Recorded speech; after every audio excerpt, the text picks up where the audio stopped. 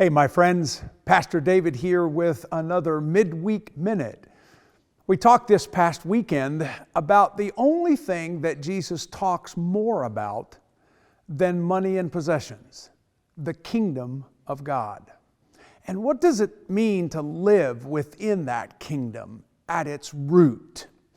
And Jesus says to a teacher of the law that has a question about what's the most important commandment.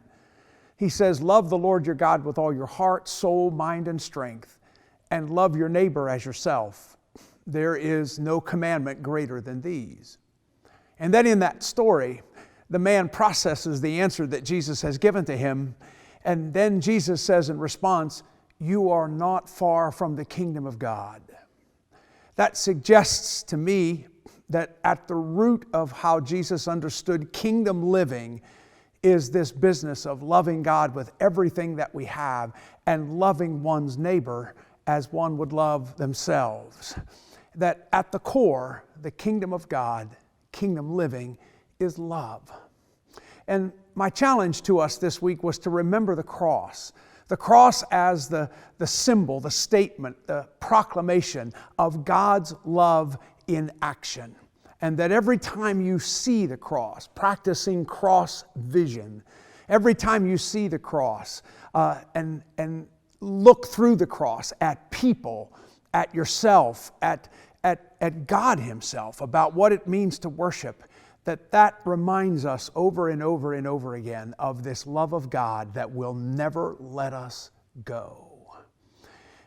My challenge to you was with another cross picture, and that was to cling this week, to cling to the cross, no matter what life might be bringing your way, no matter what you might be thinking about, no matter what the challenges might be in your relationships or in your place of work or at home, cling to the cross and remember that in the midst of everything, Jesus Christ is with you in love.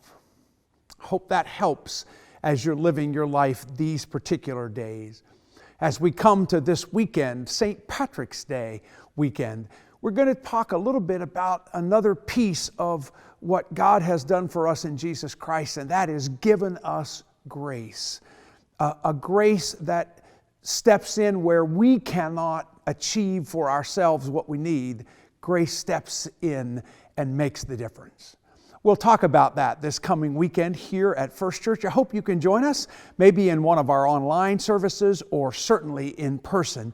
Until then, remember, keep looking up, and I'll see you later.